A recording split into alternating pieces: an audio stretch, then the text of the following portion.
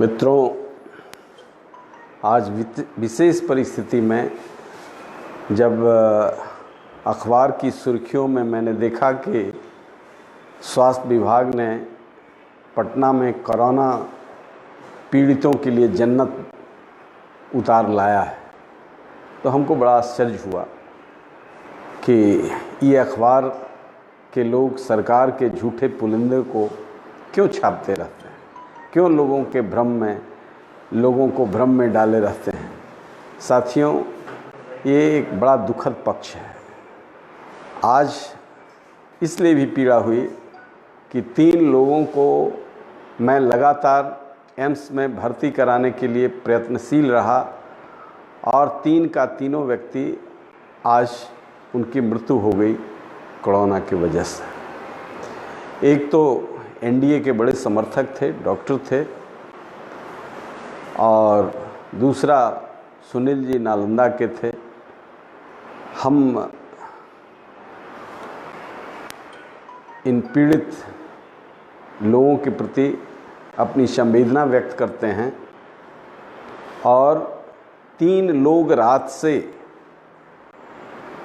AIIMS के दरवाजे पर, पटना एम्स के दरवाजे पर एंट्री लेने के लिए परेशान हैं। जिन डॉक्टरों को, जिन मरीजों को हमने भर्ती कराया है, उनकी हालत भी उमेश रजक जैसी है। कोई बाहरी लोगों से संपर्क नहीं। ये जन्नत उतारने वाले लोग जरा रूबरू हों, एनएमसीएच में क्या हालत है, पीएमसीएच में क्या हालत है, एम्स में क्या हालत है। गंभीर स्थिति है। आप 400 नर्सिंग स्टाफ हड़ताल पर हैं, 400 नर्सिंग स्टाफ हड़ताल पर हैं। आप कल्पना करें, ये जो कई वर्षों से वहाँ काम कर रहे हैं, कॉन्ट्रैक्ट पर काम कर रहे हैं, इनका भविष्य क्या है? इतनी चुनौती भरी काम कर रहे हैं, चुनौती भरा काम।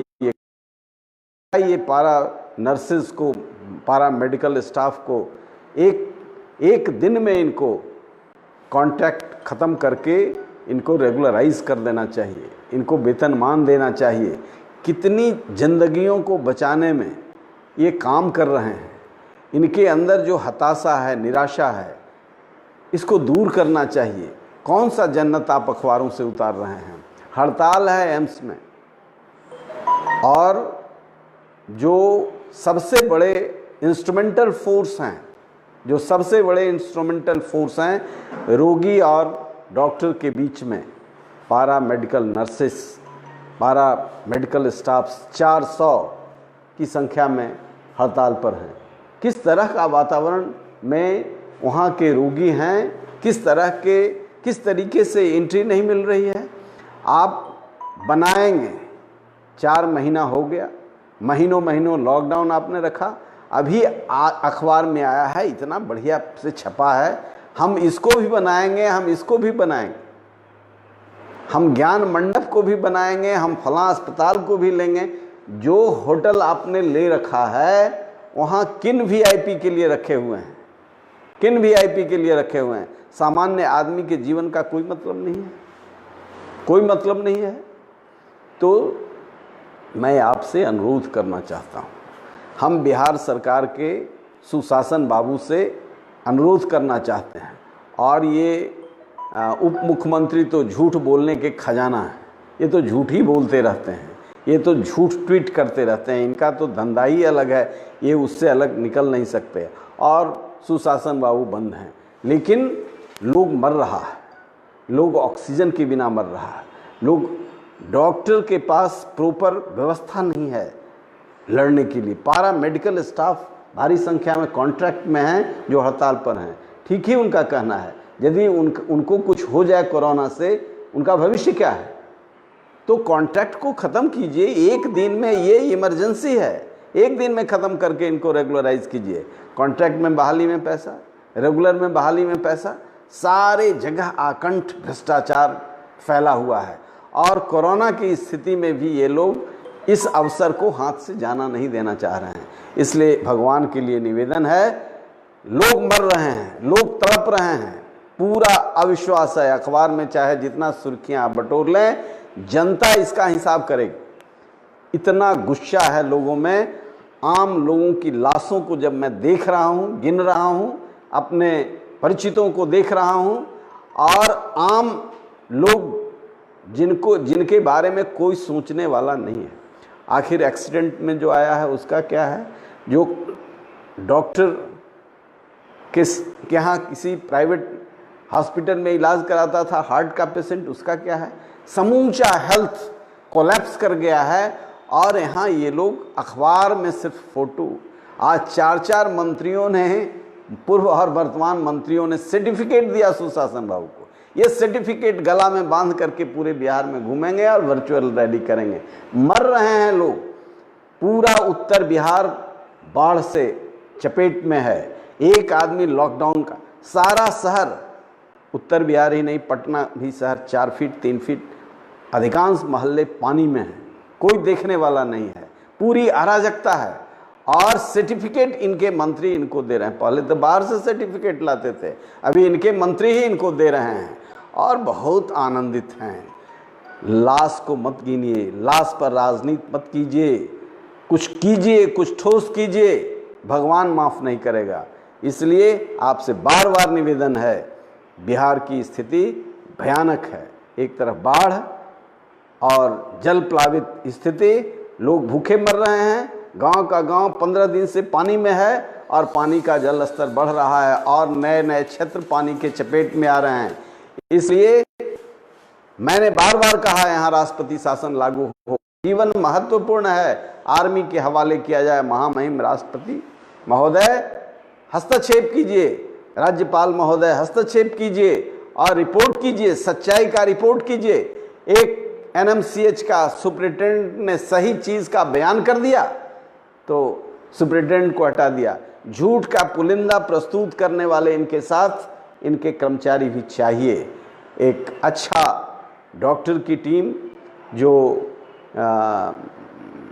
वहाँ से आया, हेल्थ जॉइंट सेक्रेटरी के लीडरशिप में, उसने भी रिपोर्ट दिया है कितनी अराजकता है। इनको बेचैनी है सिर्फ चुनाव बन करके कुर्सी को कैसे हथिया लें। इसलिए महामहिम राष्ट्रपति महोदय हस्तक्षेप अविलंब करें या सेना के हवाले करें। बाढ़ और जल प्लावन से जो उत्तर बिहार की 20 से जिला, और अब तो पुनपुन का भी प्रकोप बहुत काफ़ी भयंकर हो रहा है। इसलिए पूरा 2/3 से अधिक हिस्सा जल प्लावित है। कोरोना से लोग मर रहे हैं। एम्स जैसा प्रेस्टिजियस हॉस्पिटल में 400, असली चेहरा इनका सामने इसमें आया, 400 हड़ताल पर हैं। इसलिए हड़ताल पर कोई ये नहीं, बड़े कॉम्पिटेंट लोग, नर्सेज और पारा मेडिकल स्टाफ जो लाइफलाइन होता है हॉस्पिटल का, ये कॉन्ट्रैक्ट पर है। ये अपने कॉन्ट्रैक्ट पर नहीं है, इनका लो कॉन्ट्रैक्ट पर नहीं है। इनको परमानेंट चाहिए, बार बार कुर्सी चाहिए, 15 साल के बाद भी कुर्सी चाहिए। लेकिन जो लाइफ सेवर है वो कॉन्ट्रैक्ट पर है, उनको परमानेंट अविलंब कीजिए, लोगों को बचाइए।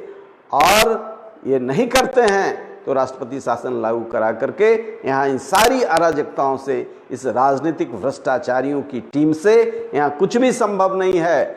महोदय, महामहिम राष्ट्रपति महोदय से निवेदन है, आप बिहार में रहे हैं, आप बिहार की भयावह स्थिति से निपटने के लिए यहाँ राष्ट्रपति शासन अविलंब लागू करें और सेना के हवाले करें, तभी बिहार बच सकता है। यह त्राहिमाम है, बचाएं।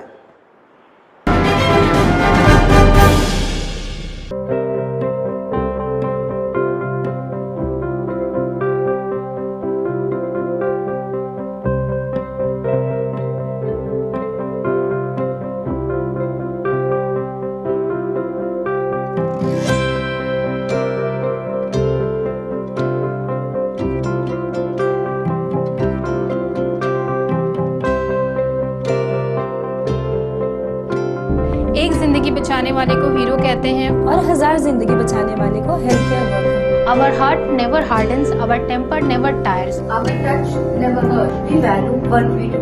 We at Paras work for cause, not for applause. Lockdown के समय, लॉकडाउन के बाद हम हैं आपके साथ।